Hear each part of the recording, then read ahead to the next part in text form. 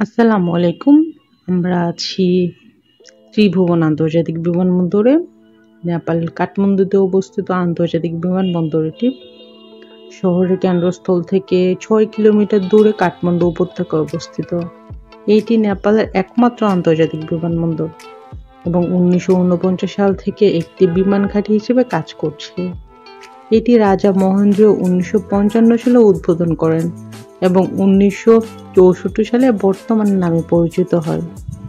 শুরুতে এটি ঘাসের রানওয়ে ছিল। 1957 সালে কংক্রিটের আস্তরণ স্থাপন করা হয় এবং বেশ কয়েকবার সম্প্রসারণ করা হয়। ত্রিভুবনে প্রথম জেট বিমান নামে 1967 সালে এবং জেট বিমান নিয়মিত পরিচালনা শুরু করে 1972 সালে। এই বিমানবন্দর একটি অভ্যন্তরীণ এবং একটি আন্তর্জাতিক টার্মিনাল আছে। বর্তমানে এশিয়া, মধ্যপ্রাচ্যের প্রায় 30টি আন্তর্জাতিক বিমান পরিষেবা নেপালকে সংযুক্ত করেছে এবং কয়েকটি নেপাল এয়ারলাইন্সের হাব হিসেবে ব্যবহৃত হচ্ছে। 2001 সালে নেপাল এয়ারলাইন্স তাদের ফাস্ট ফুড এবং লন্ডন ফ্লাইট স্থগিত করে, যার ফলে ইউরোপের সাথে নেপালের সরাসরি যোগাযোগ বিচ্ছিন্ন হয়।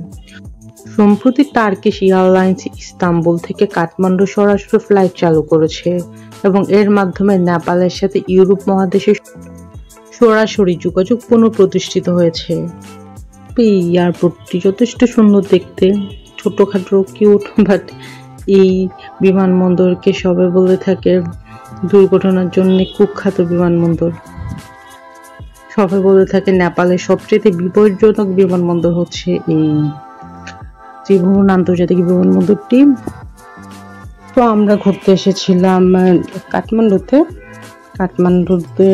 আমরা ছিলাম একদিন এখানে থেকে তারপর আমরা যাই নাগরকোটে।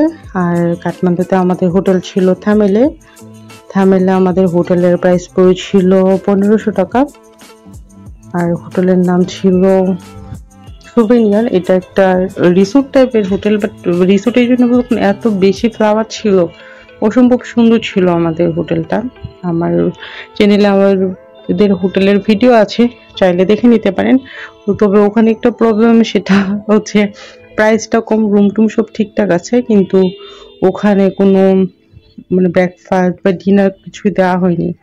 অনেক হোটেলে থাকে না যে ডিনার ব্রেকফাস্ট প্রোভাইড করে হোটেল থেকেই, আমাদের সেই সুযোগটা ছিল না, কিন্তু হোটেলটা অসম্ভব সুন্দর ছিল।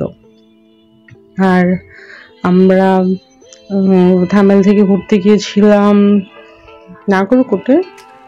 তো থামেল থেকে নাগরকোটে আমাদের প্রাইস পড়ে যাতায়াতের 3000 রুপি। ওখানে আমরা ছিলাম একদিন নাগরকোটে। তো নাগরকোটে আমাদের রিসোর্টের ভাড়া ছিল 6500 টাকা ডাবল বেড, সিঙ্গেল বেড ছিল 4500 টাকা। ওখানে আমরা একদিন থাকি। তো ওখান থেকে আসার সময় আমাদের খরচ হয় 3500 টাকা, কারণ আমাদেরকে এসে নিয়ে যায় ড্রাইভার সাহেব। আমাদের ফ্লাইট ছিল 10:30টায়। ওখান থেকে আমরা বের হই 8টার দিকে। হয় কি সকালবেলা খুব একটা গাড়ি টাড়ি পাওয়া যায় না, দ্যাটস ওয়াই আমরা আমাদের যে ড্রাইভার সাহেব আছে ওনাকে বলে রেখেছিলাম, যার সাথে আর কি আমাদের পরিচয় হয় নেপাল যাওয়ার পরে। উনি আমাদেরকে নিয়ে ঘুরেছিলেন, খুব ভালো ড্রাইভার, যদি ল্যাঙ্গুয়েজ একটু প্রবলেম হয়, বাট খুব ভালো। উনি আমাদেরকে নিয়ে ঘুরিয়েছে কাঠমান্ডু, তারপর নাগরকোট। তো আমরা নাগরকোটে একদিন থাকি। তো নাগরকোটে যে রিসোর্টে ছিলাম, ওই রিসোর্টের নাম ছিল স্তূপার অনেকগুলো ভিডিও আছে আমার চ্যানেলে, চাইলে আপনারা দেখে নিতে পারেন। তবে আমি রিভিউ দিব, খুব ভালো ছিল হোটেলটা। ওখান থেকে আমাদেরকে রাতের খাবার এবং সকালের ব্রেকফাস্ট দেওয়া হয়েছিল।